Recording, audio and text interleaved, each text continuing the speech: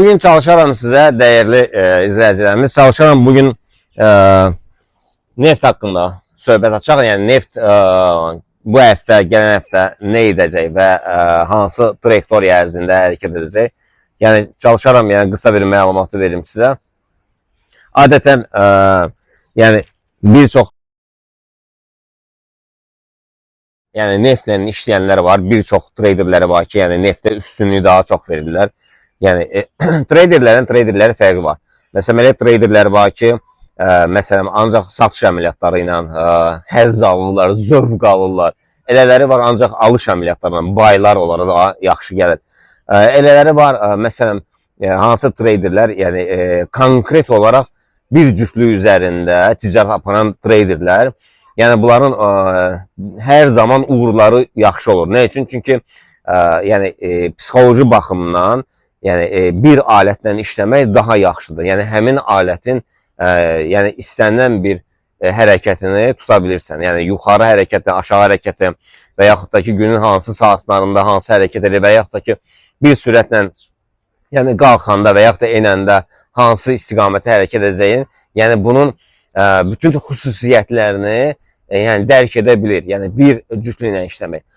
Amma iki cütlüklə, üç cütlüklə işləyənlər yəni biraz əsəbi olurlar, biraz aqressiv olurlar. Nə üçün? Çünki yəni dediyim kimi də, yəni hər dəfə bunu səsləndirirəm. Bir əməliyyat açanda bir stresli, bir qorxudur, bir həyəcandır. Yəni iki əməliyyat iki cütlüklə işləyəndə, yəni bir cütlüklə işləyəndə, yəni iki cütlüklə işləyəndə isə bu artıq iki həyəcandır, iki stresli, iki qorxudur və yəni təbii ki ziyana gedəndə. Ona görə də yəni məsləhət görərdim ki, ümumiyyətlə bir cütlüyü, bir valyuta cütlüyü və istəyir əmtəni, istəyir valyuta cütlüyü, bunun xüsusiyyətini mükəmməl dərəcədə bilmək lazımdır ki, bunu alqı-satqı etmək daha deyək ki, məqsədə uyğun olar. Mən neftdən danışmalıydım, amma söhbət tam olaraq başqa psixoloji duruma apardı. Yəni neftdən sonraki videoda söhbət açacağam.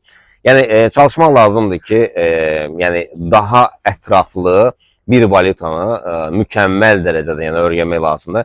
Mən biraz bunu biraz yaxınlaşdırım ki, daha ətraflı siz daha ətraflı yəni görə biləsiniz və daha ətraflı mən sizə izah edə bilim. Yəni baxın vəziyyət necədir? Vəziyyət ondan ibarətdir ki, yəni bir trader yeni başlayanlara da məsləhət görürəm. Yəni elə bir adətən belə deyək də, məsələn mən VIP qrupunda deyək ki real hesabda birbaşa nümayiş edirəm. Yəni traderlərdə özgüvəni artırmaq üçün. Yəni mən əməliyyatları verirəm. Yəni orada əməliyyatlara hansı cütlüklər verirəm? Yəni euro dollardan tutmuş, euro dollar, funt dollar, sonra gəlir qızıldır, neftdir, bitcoindir, ondan sonra yəni dollar frankdır, dollar Yaponiyadır, funtun Yaponiyaya rəqabətidir, funtun frank olan rəqabətidir. Yəni bu 9 cütlükdə çalışıram ki, əməliyyatları açım. Yəni bu əməliyyatları açanda da yəni take profitlərdə çox da uzun qoymuram. Yəni long trade etmirəm, yəni short trade edirəm. Yəni qısa müddətli əməliyyatlara üstünlük verirəm ki, yəni qısa gəlirlərlə olsun. Amma belə deyək də, yəni bu bütün bunları, yəni bir 9 cütlüyü, yəni eyni zamanda açılması və bunların belə deyək də, yəni əks istiqamətdə getməsi böyük bir faciəyə gətirib çıxara bilər bir çox traderlər üçün. Amma çox sakit olmaq lazımdır, çox deyək ki, soyuqqanlı olmaq lazımdır və eyni zamanda hansı nöqtələrdə bazara giriş-çıxış nöqtələri bilməlisən ki, yəni bunlara əminliklə verə bilirsən. Amma yenə deyəm ki, 100%, hətta mən belə deyək ki, 25 ildir bu sırədəyəm.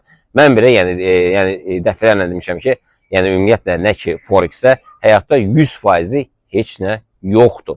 Onun üçün də yəni biz həm kiçik lotlara üstünlük veririk, həm də ki elə bir nöqtələrdə bazara giririk ki, yəni əmin olaq ki, heç olmasa yəni az bir gəlir verən kimi biz onu sığortalayırıq və ən önəmlisi gəlir olan kimi dərhal sığortalamaq lazım. Bəzi traderlər deyirlər ki, biz sığortalayandan sonra dərhal gəlib, məsələn deyək ki, məsələm üçün deyirəm ki, yəni kiçik həcmli traderlər üçün, lotları açan traderlər üçün, məsələn 0.1 ilə bazara giriblər, deyək ki, istənilən bir valyuta bizə verdi.